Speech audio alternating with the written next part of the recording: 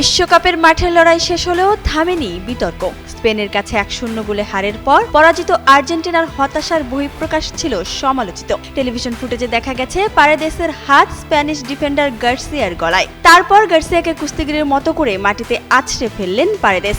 স্পেনের মিডফিল্ডার গাভিও তাতে জড়িয়ে পড়েন। সুস্থ জীবন,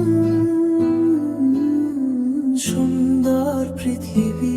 শুরু হয় দুই দলের খেলোয়াড়দের ধাক্কাধাক্কি। পরে ম্যাচ অফিসিয়াল ও সতীর্থদের হস্তক্ষেপে তাদের আলাদা করা হয়। আর্জেন্টাইন কোচ লিওনেল স্কালোনি তার খেলোয়াড়দের শান্ত করতে ছুটে আসেন। অন্যদিকে দূর থেকে লিওনেল মেসি সবকিছু দেখছিলেন নীরব দর্শক হয়ে।